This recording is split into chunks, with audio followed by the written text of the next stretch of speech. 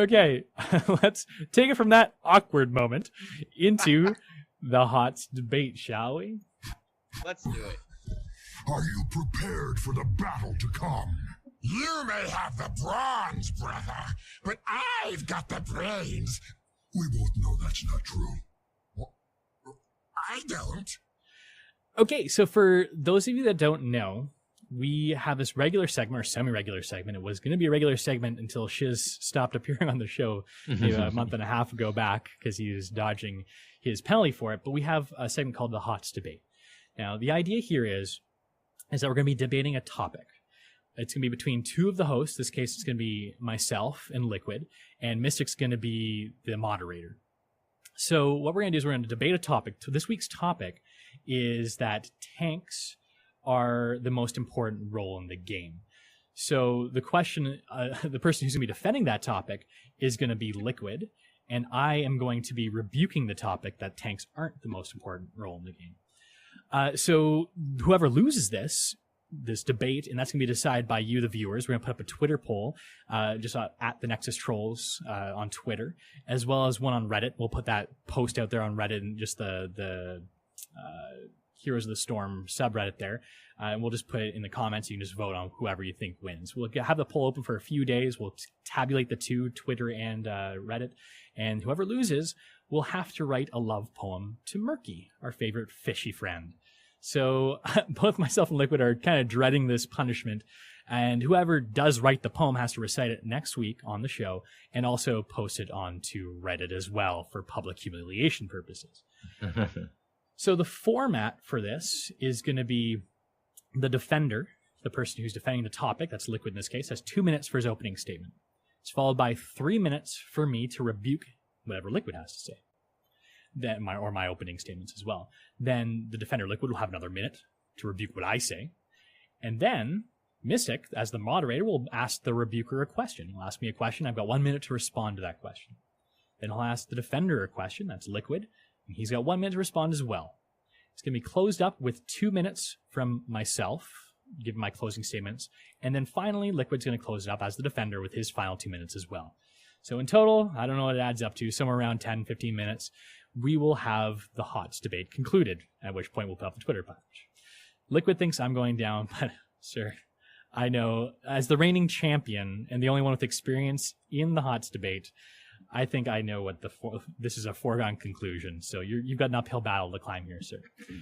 So you're skipping the audible rule, though. Oh, yes. I almost forgot about the audible rule. If I scroll down the show notes, I would have seen that there.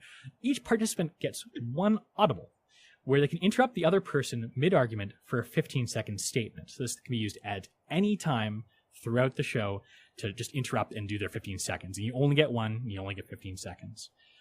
Okay, so I will let Mystic, as the official scorekeeper here, take it away. All right, let's see. So I got my stopwatch handy. Liqiud, whenever you're ready to start, I will start the timer. Okay. So tanks are the most important role of the game. Without tanks, you have no CC, you have no peel, you have nothing to eat damage coming at you, leaving orbs, for example, and no mobile ward. Think about that. Vision is the most critical element to this game. Knowing where your enemies are at all times, critical. Being able to stick a tank in a bush so that you're pre-warned on a rotation coming into you, sticking a tank out in the middle of the lane so that, again, vision on people rotating in on you, peeling for all those little squishy, I'm an AD carry, I'm the most important person in the game. You got to have something peeling for that. You're going to die instantaneously when you get melted by the 800 people coming down on top of you like, oh, look, there's the squishy. That's why you see things like squishies get killed in the middle of the lane. They didn't have a tank peel for them. Not to mention the CC to set up those lovely wombo combos. Without that, you cannot win the game. And I'm going to even cede the rest of my time to you, Daz. Okay. That's perfectly fine. He feels like he doesn't have anything more to say. So, Mystic, feel free to start the clock whenever you're ready. I just like to start by apologizing to the listener for having to listen to what Liqiud had to say, because it's completely and utterly false and wrong. You should almost wipe whatever you heard from your memory, because tanks, as a fact, are not the most important role in the game. And I'll tell you why. I'll start by illustrating with an example. So if you lose a game, you go to the stats screen, right? The first thing you do is you think to yourself, okay, am I the one who lost the game? You look at your stats, right? It's the first thing you do. You look at your kills, you look at your deaths, you look at your damage, then maybe you didn't throw the game. So what do? You look at everyone else's deaths, damage. You start trying to think in your mind, who was it that was responsible for what we did here wrong? And typically, like maybe it was that Nazebo that fed 12 deaths. Maybe it was that Vala that did absolutely no damage, right? Maybe it was your healer who did like half the healing on the other team. There's usually someone you can point the finger at. It's not only the stat screen too. Usually you can come up with stuff. You form your opinions throughout the game. I'm not, obtuse enough to think that that's not the case. Maybe it was that ETC, that tank that couldn't land his mosh puts, couldn't peel for you properly, right? My whole point is, it's not tanks that lose you the game or win you the game. It's the weakest link on your team that's the problem that can throw you the game. So my argument is that the team with the strongest weakest link is the most likely one to win. Audible. 1 second. All right. 2 seconds. Ready, set, go. If you look at the weakest player versus the strongest player, it doesn't matter what class they're on. That's always going to be the case. If you look at players across the board with the same skill level, the tank will always be the most important thing on the team. And stop. That was just a wasted audible. That meant nothing. So the weakest link loses the game. Like, it's a simple fact. It doesn't matter. It could be the tank. It could be anyone else. It's about positioning and mistakes. Another example too. Let's look at a draft, right? You look at your draft, and the first thing you start thinking about is, okay, what do we need to win this here? Like, what's going to be our problem? And usually you look at the highest skill cap character. Say maybe it's a Medivh or an Illidan. Maybe it's like that Zeratul or Nova. You're like, oh man, if that Nova's a crappy Nova, we're gonna lose this hands down, right? Well, it's the highest skill cap character, that burden of execution. If that character can execute, can make less mistakes, you know that you're going to do well. So again, it's the weakest link, the team that can execute the best, and the players that you can identify having the toughest roles, which can be the tank. It cannot. Sometimes it isn't the tank. That will lose you the game. And again, you might see a Stitches to you, and you think, hey, if that Stitches can land his hooks, then we're going to win this one, right? And that's what it all comes down to. It's those higher skill cap characters, regardless of role. So let's even look at a team fight situation too. If you've got two equal teams of equal skill, similar compositions, both have a tank, both have other roles too, and no one's like throwing it, like I mentioned before, like your Nazebo feeding. Who loses the team fights? It's the one with the guy who makes that bad positional mistake, right? Who gets in the bad spot, who ends up dying because of their mistake, getting you into that 4v5 situation, ultimately losing you that team fight, and that ends up snowballing throughout the game and becoming the reason you lose. So again, my argument, but just concluding here, is that it's not the tank. It can be anyone. This is a game it's a team brawler. It's a team game, so it's the weakest link on the team, regardless of role. Take it away, Liqiud. And stop. Okay. All right, whenever you're ready, Liqiud, you have 1 minute. All right. I agree with Daz. That might shock you. Player skill is very critical to this game. If you have a bad player, doesn't matter what he's on, he's the weakest link and it will cost you the game.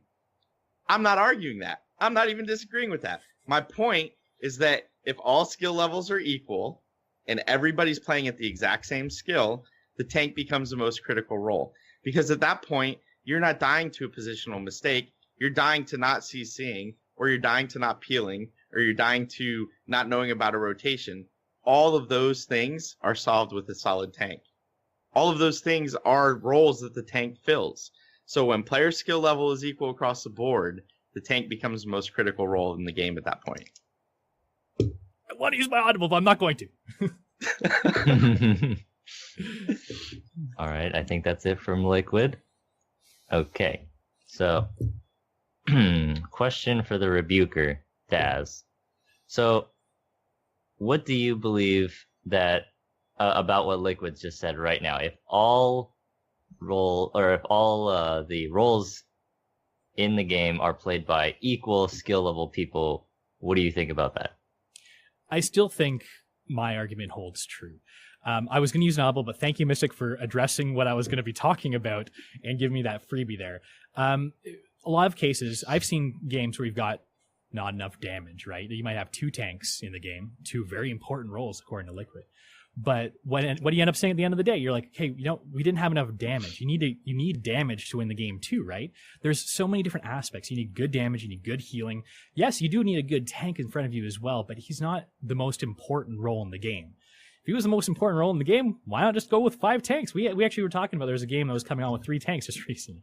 You need other roles to complement your tank. It's a team game. You need to make sure you've got the team synergy, and every role is equally as important. If you got a bad healer, a bad damage, bad tank, you're gonna lose the game regardless of role. And 10 seconds. Yes, the tank has CC, like Mystics, or like Liqiud said, but hey, you can get CC from your Kael'thas's, you can get CCs from your Rhaegars too. There's lots of CC to go around. It's not just the tank. And stop. All right, now Liqiud, you being the defender that tanks are the most important role in the game. Daz was making the statement that all the skill levels were the same. However, what do you believe that the tanks excel at, even though all the skills are the same? So tanks excel at 2 things, in my opinion, and they're okay at a third. The first of those is peeling. If you've ever seen a group of squishy people running away, the tank peels way better than, to use Daz's example, a Kael'thas. Sure, he might be able to peel a little bit because he's got his gravity lapse, but he's not going to peel the way an ETC would, or the way a Johanna would, or the way any other tank would. Second, I think they're really good at initiating the battle with a form of CC. So whether that's, again, power sliding in, whether it's running in and hitting a mosh pit, whether it's like any level of Artanis with a swap, a tank is going to initiate way harder than any other role in the game. And I think between those 2 things, 10 seconds, just those 2 things alone, that's where your strongest capability on a tank is. And stop. You don't have to wait to the end of the time. Once he's done, you can move it along. Okay, so I'll just go into my closing statements then. I think Liqiud's got a lot of good points. He does. The only problem is it's very narrow vision. You like that, the hands there? He's got a very narrow vision. He's not reading between the lines. I don't even know if that's applicable here, but it sounded good on radio. So the problem is that, yes, of course, a tank's important. Engage is important, CC is important, but there are other important roles too. The question here that we're trying to defend today is that the tank is the most important. The tank might make a perfect engage, but the question is, do you have the damage to follow up? Do you have the healer support? Do you have the specialists that are pushing lane to do what they need to do as well? One great thing that Blizzard has done with this amazing game that we all love is they've created a hero brawler. I know they've rebranded it recently to a MOBA, but it really is a hero brawler. It's all about the team fights. There is no carry. If you want to, yes, you can carry a team if you're the highest skill cap player on the team, but in order to carry, you need a very high skill differential between the rest of your team and the rest of the players you're playing against. Whereas a weakest link too, it's really easy to throw. If you're a little bit worse than everybody else, it's pretty identifiable. And just looking at Hero League and how toxic Hero League can get shows you that as well.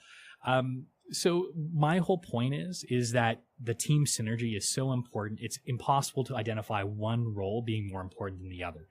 And that is simply the way it should be. So you know what, Liqiud, you can go ahead with your closing statements. Remember, I've still got my audible, sir, so watch what you say. Way to save that, Daz. Way to save that. So I'm going to close with a simple statement. And I think this brings it into focus for everybody. So I might have narrow vision, but it's laser focused on the target. And that is, we don't really see a no tank game. You'll see no support games. It's been done. Medivh is classified as a specialist, even though he has shields. I've seen Medivh and Zarya go into a battle and win, because between those 2 sets of shields, the other team can't damage them. I've seen no specialist games, Daz, where it's just assassins, tanks. Okay, audible. I got to jump in here. This is just getting too ridiculous. Have you ever seen a No Assassins game? Yeah, like in competitive sports. There are other rules too that you have to have. No support games are very rare, few and far between, and usually it's because they have self-healing properties in their self, the characters. So this is not just you can say like, oh, I've seen no. You get my point. I'm glad you brought that up, Daz, because I was coming to the fact that you never see no assassin games. You baited me. That was the next point I was going to say. I did bait you, and you wasted your audible. You're right. You never see a no assassin. Well, I take it back. There are times where you will see a 5 specialist game, and on those crazy maps and in those crazy ways, those 5 specialists might win. But the 2 roles that are almost always 99.999% of the time in the game, assassins and tanks. And where would the squishies be without the big beefy tanks standing in the front, taking the damage, peeling, and doing the CC? You know where they'd be? Back at the core resin, baby. That's where they'd be. I'd mic drop, but I like my mic too much. I was thinking of trying to come up with a prop mic or something too to drop. You know what? I don't even care who wins anymore. This was a great segment. I liked it a lot. So everyone who's watching and the chat's going crazy. I haven't been able to read through it and comment because I've been trying to laser focus on what Liquid's been saying. But I've thrown it up in Twitter already. So you can head over to @TheNexusTrolls. So just twitter.com/TheNexusTrolls. You'll see our little voting thing there now. So you can go in, you can vote for who you think won the debate, either myself or Liquid. We'll also be posting on Reddit as well, probably later tonight. But hey guys, I think that was a great episode too. I look forward to this murky sonnet for whomever loses. Hopefully it won't be me, but I'm sure Liquid's hoping it's not him as well. Either way, well played, gents. Next time we do this, Mystic is going to be challenging whomever wins. So good luck with that one, Mystic. And then also, we do need to come up with some ideas. So feel free to toss it in chat. Toss it on, tweet at us, email us at podcast@thenexustrolls.com. A debate topic for, well, it won't be next week, it'll be 2 weeks from now. Next week will be the punishment. 2 weeks from now will be the next debate. And what punishment will be good to go along with it too.